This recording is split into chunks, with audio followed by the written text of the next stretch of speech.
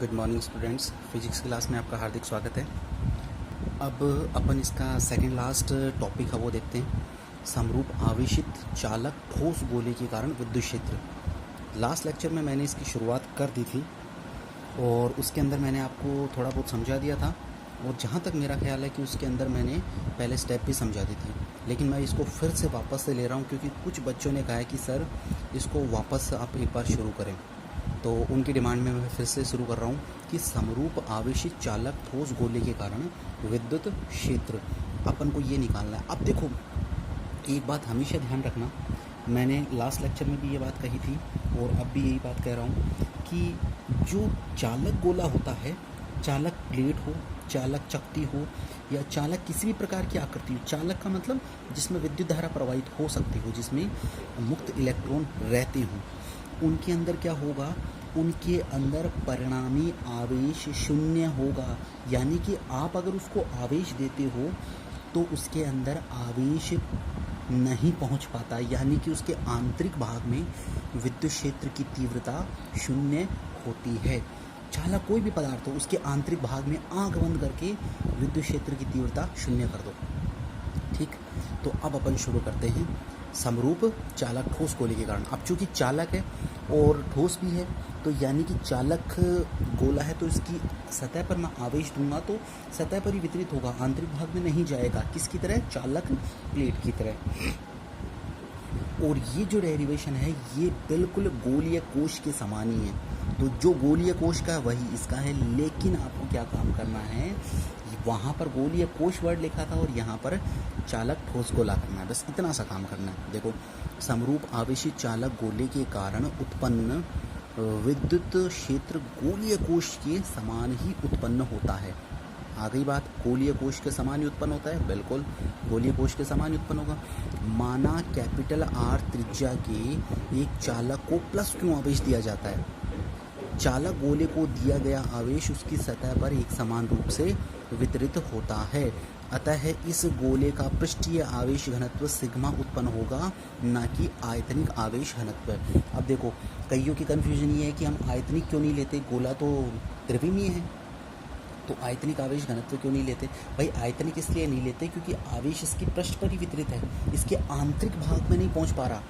ये जो अपना लास्ट डेरिवेशन आएगा अचालक ठोस गोले के कारण, उसमें वो आंतरिक भाग में वितरित होता है, इस कारण वहाँ पर अपन आयतनिक आवेश घनत्व लेंगे। जब अंदर सतह तक एक समान रूप से जमा हो जाए तब ये त्रिविमीय वस्तु के लिए अपन आयतनिक पृष्ठ आवेश घनत्व लेंगे, लेकिन अभी इस कंडीशन में अपन नहीं ले सकते क्योंकि जो आवेश है वो सतह पर एक समान रूप से वितरित है। ठीक है, अब देखो, अगर क्यों आवेश दिया तो सिग्मा उत्पन्न हुआ, तो अतः पृष्ठीय आवेश घनत्व की परिभाषा से, पृष्ठीय आवेश घनत्व की परिभाषा क्या होती है भाई, लैम्डा बराबर तो होता है क्यू अपॉन एल जो रेखीय था, पृष्ठीय आएगा तो सिग्मा बराबर क्यू अपॉन ए, और आयतनिक बोलेंगे तो आयतनिक के लिए क्या हो जाएगा, क्यू अपॉन वी, और इसको किससे डिनोट करते हैं, रो से। अब देखो, तो सिग्मा बराबर क्यू अपॉन ए। अब किसी गोले का पृष्ठीय क्षेत्रफल कितना होता है, 4 pi are square, are capital मानेंगे हमेशा गोले के लिए, ये कैपिटल आर स्क्वायर, तो सिग्मा बराबर कितना हुआ, Q upon 4 pi capital R square. तो क्यू बराबर क्या निकल कर आया, सिग्मा गुणा 4 पाई आर स्क्वायर। इसको समीकरण 1 दे दिया। भाई अपन क्यू क्यों निकालते हैं, जितने भी डेरिवेशन है उसमें अपन क्यू ही निकालते हैं, उसमें पृष्ठीय आवेश घनत्व, रेखीय आवेश घनत्व या आयतनिक आवेश घनत्व मानकर अपन उसके अंदर आवेश का मान निकालते हैं। ध्यान रखना, रेखीय आवेश घनत्व तो केवल एक के लिए आएगा, आवेशित चालक तार के लिए, और आयतनिक आवेश घनत्व केवल एक के लिए आएगा, वो आएगा अगला डेरिवेशन अचालक गोले के लिए। बाकी सब के लिए पृष्ठीय आवेश घनत्व ही आएगा। अब बेटा इसके लिए 4 स्थितियाँ आती हैं। देखिए 4 स्थितियाँ प्राप्त होती हैं, गोले के बाहर, गोले की सतह पर, गोले के आंतरिक भाग में और गोले के केंद्र पे। गोले के केंद्र पे भी 0 होगा, लेकिन एज अपन एक अलग से पॉइंट ले लेते हैं, कोई बड़ी बात नहीं है, अगर पॉइंट ना लो तो भी चलेगा। गोले के बाहर विद्युत क्षेत्र, तो देखो, माना गोले के केंद्र से स्मॉल आर दूरी पर बिंदु P है जहां विद्युत क्षेत्र की तीव्रता ज्ञात करनी है। यह बिंदु गोले के बाहर स्थित है और गाउस के नियम अनुसार बिंदु P के लिए गाउसीय बंद पृष्ठ गोलाकार प्राप्त होती है। तो ये तो बेटा देखो अभी थ्योरी थी, अब इसका मैं समझा देता हूँ। देखो ये एक गोला है, ठीक है। अब इस गोले को मैंने आवेश दिया तो इसकी सतह पर सिग्मा जनरेट हो गया। अब इसकी त्रिज्या कितनी है? इसकी त्रिज्या है कैपिटल आर। अब चूंकि अपन गोले के बाहर देख रहे हैं, न कि गोले की सतह या गोले के आंतरिक भाग में, अपन गोले के बाहर देख रहे हैं, तो गोले के बाहर देख रहे हैं तो क्या होगा, यहाँ पर मैंने एक बिंदु मान लिया, इसके केंद्र से स्मॉल आर दूरी पर है। भाई गोले की त्रिज्या कैपिटल आर और इसकी केंद्र से स्मॉल आर त्रिज्या दूरी पर। अब अपन क्या काम करता है, हमेशा गाउसीय पृष्ठ मानते हैं। क्यों मानते हैं? क्योंकि अपन किसके अनुप्रयोग कर रहे हैं, गाउस के नियम के। अपन नियम कौन सा यूज़ कर रहे हैं, गाउस के नियम का अनुप्रयोग, तो गाउसीय पृष्ठ माननी पड़ेगी और गाउसीय प्रमेय भी लगानी पड़ेगी। तो इस बिंदु पर क्या काम करूँगा, मैं एक गोला बनाऊँगा और वो एक बंद पृष्ठ होगा, यानी इसका बंद पृष्ठ कैसा होगा, एक गोलाकार होगा। ठीक है, तो ये मैंने गोला बना लिया और उस गोलाकार बंद पृष्ठ की त्रिज्या कितनी होगी, ये स्मॉल आर हो गई। अब मेरे को क्या लगाना है, इसमें गाउसीय नियम लगाना है, तो गाउसीय नियम लगाऊंगा। तो गाउस के नियम में गाउसीय प्रमेय से E डॉट डी एस बराबर क्या होता है, Q अपॉन एप्सिलॉन 0। तो अब समीकरण 1 में क्या था, समीकरण 1 में sigma into 4 pi are square बराबर किसके था, Q के, वो रखा मैंने। तो E डॉट डी एस बराबर सिग्मा 4 पाई आर स्क्वायर बटा एप्सिलॉन 0। अब चूँकि E डॉट डी एस को हटाना होता है अगला कदम, तो यानी A डॉट बी बराबर क्या होगा, ए बी कॉस थीटा। तो E dot D S cos theta बराबर सिग्मा 4 पाई आर स्क्वायर बटा एप्सिलॉन 0। ठीक है। अब चूँकि E और डी एस दोनों पैरेलल है, हमेशा रहते हैं भाई, E बाहर की तरफ है और इस बिंदु पर जो अल्पांश की दिशा है वो भी बाहर की तरफ। तो E dot D S cos theta, यानी कि ये दोनों कैसे हैं, एक दूसरे के समांतर हैं। E की दिशा बाहर की ओर, डी एस की दिशा भी बाहर की ओर, यानी दोनों समांतर है। समांतर के लिए थीटा बराबर 0। तो यहाँ पर थीटा बराबर 0, तो E डी एस कॉस 0 बराबर sigma 4 pi are square upon epsilon 0। अब कॉस 0 है, कॉस 0 का मान इकाई 1 होता है, तो E डी एस बराबर sigma 4 pi are square upon epsilon 0।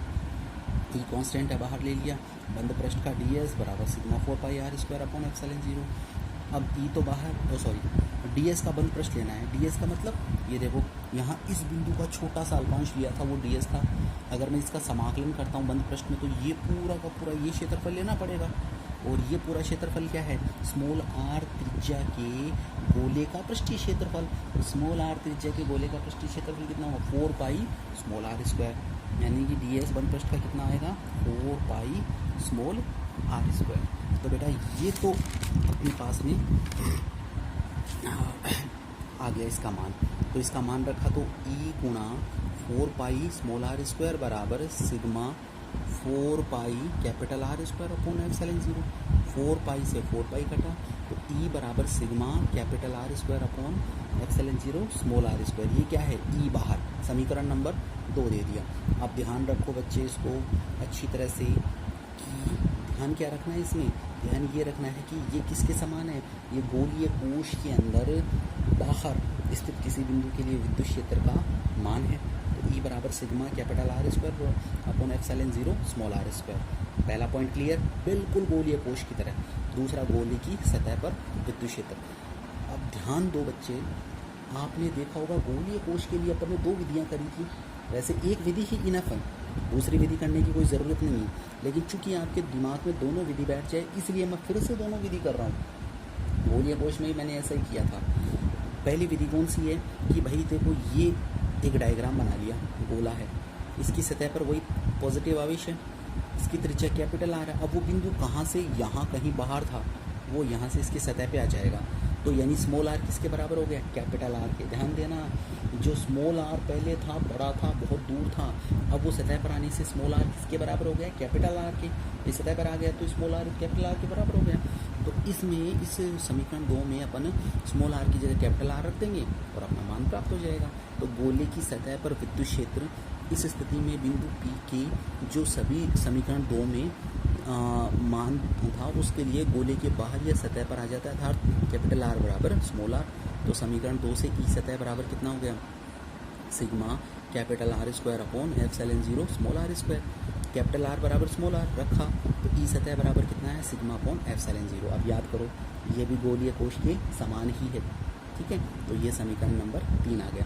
वैकल्पिक विधि, वैकल्पिक विधि मैं एक बार करके बता रहा हूँ, बाकी इसकी आवश्यकता नहीं है। गोले की सतह पर स्थित बिंदु P के लिए गाउसीय पृष्ठ, अब बेटा इसके लिए मैं गाउसीय पृष्ठ मानूँ तो इस बिंदु के लिए गाउसीय पृष्ठ क्या बनेगी भाई, इस बिंदु के लिए गाउसीय पृष्ठ क्या बनेगी, वो बनेगी एक गोला और उसकी त्रिज्या कितनी होगी, स्मॉल आर ही होगी। ठीक है, तो मैं गाउसीय पृष्ठ लगाता हूँ। गाउसीय पर मैं ई डॉट डी एस बराबर क्यू अपॉन एप्सिलॉन 0। वापस क्यू का मान समीकरण 1 से रखा, वो क्या है सिग्मा गुणा 4 पाई कैपिटल आर स्क्वायर। तो मैंने रखा तो ई डी एस बराबर सिग्मा गुणा 4 pi capital R square upon epsilon 0, क्योंकि ए डॉट बी बराबर होता है ए बी कॉस थीटा, तो यहाँ से E D S cos theta बराबर sigma 4 pi are square upon epsilon 0। वही बात इस बिंदु पर पॉजिटिव के कारण बल रेखा बाहर की ओर निकलती है और इस पृष्ठ बिंदु पी पर जो पृष्ठ है डी एस है अल्पांश है उसकी दिशा बाहर की, तो यानी डी एस और विद्युत क्षेत्र दोनों कैसे हैं, पैरेलल हैं, यानी दोनों के बीच में थीटा कितना है 0 डिग्री है, तो थीटा बराबर 0, तो ई डी एस कॉस 0। अब कॉस 0 का मान कितना होता है 1, तो ई डी एस इंटू 1, वो तो 1 हो गया कॉस 0 बराबर sigma 4 pi are square upon epsilon 0। अब इसमें ध्यान देवें कि ये जो ई है वो कांस्टेंट है तो समाकलन से बाहर आ गया और अंदर क्या बचा डी एस बराबर sigma 4 pi are square upon epsilon 0। अब डी एस का बंद पृष्ठ वहाँ पर देखो, वहाँ पर बाहर था पहले वाले में, लेकिन यहाँ पर बिंदु यहाँ पर है, इस बिंदु पर है, तो इसका जो बंद पृष्ठ बना वो क्या बना, स्मॉल आर या कैपिटल आर, दोनों बराबर है, तो स्मॉल आर या कैपिटल आर त्रिज्या का गोला बना। तो यहाँ देखो स्मॉल आर या कैपिटल आर त्रिज्या गोला बना, तो इसका क्षेत्रफल कितना होगा 4 pi capital R square, 4 pi small R square, एक ही बात है क्योंकि कैपिटल आर किसके बराबर है, स्मॉल आर की। तो यहाँ से बंद पृष्ठ डी एस बराबर 4 पाई कैपिटल आर स्क्वायर, मैं रखा ई गुणा 4 pi capital R square, 4 pi capital R square से ये कटा, तो ये क्या बचा ई सतह बराबर सिग्मा अपॉन एप्सिलॉन 0। वही मान आया जो देखो यहाँ पर मान था, यही मान है और ये मान समान है, तो ये इसका क्या हो गया वैकल्पिक मेथड हो गया, दोनों मान एक साथ ही अपन ने निकाल दिया। अब तीसरा भाग है गोले के आंतरिक भाग में विद्युत क्षेत्र, बहुत आसान है। चालक ठोस गोले के आंतरिक भाग में आवेश या विद्युत क्षेत्र शून्य होता है। भाई चालक के अंदर, मैंने बार बार रिपीट कर रहा हूँ, कितनी बार रिपीट कर दिया कि चालक के अंदर विद्युत क्षेत्र शून्य होता है, तो यानी जब आवेश नहीं है तो ये आंतरिक कितना हो जाएगा, शून्य हो जाएगा, कहने की ज़रूरत ही नहीं। और गोलीय कोश के अंदर भी शून्य होता था क्योंकि वहाँ आवेश पहुँचता ही नहीं था, यहाँ भी नहीं पहुँचा है तो यहाँ पर भी शून्य। समीकरण 4। अब गोले के केंद्र पर भी देख लेते हैं, तो गोले के केंद्र पर विद्युत क्षेत्र कितना है, चालक ठोस गोले के आंतरिक भाग में आवेश या विद्युत क्षेत्र शून्य होता है तो भी शून्य होगा, तो ई केंद्र भी शून्य।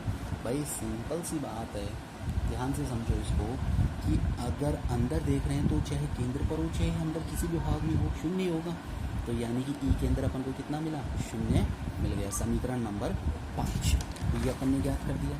अब देखो लास्ट इसका है इसका ग्राफ। अब देखो ग्राफ भी बिल्कुल गोलीय कोश के समान प्राप्त होगा, फिर भी कर लेते हैं।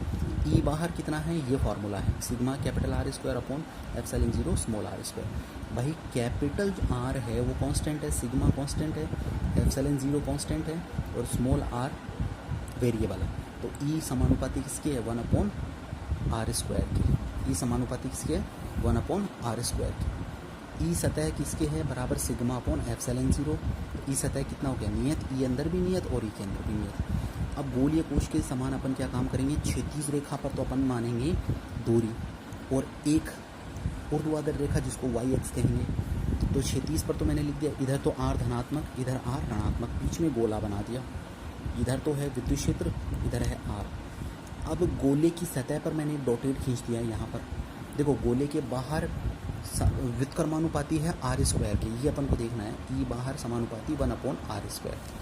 तो अपन क्या काम करेंगे, व्युत्क्रमानुपाती का बिल्कुल ये ग्राफ होता है जैसे गोलीय कोश में था, तो वो ग्राफ बना दिया। तो ई बाहर समानुपाती 1 अपॉन आर स्क्वायर, ई बाहर समानुपाती 1 अपॉन आर स्क्वायर। अच्छा ये बिंदु कौन सा है, ई बराबर माइनस आर, ई बराबर प्लस आर। अब कई बच्चे पूछेंगे सर माइनस क्यों लिखा, भाई ये मूल बिंदु है, इधर पॉजिटिव है तो इधर नेगेटिव, ठीक है।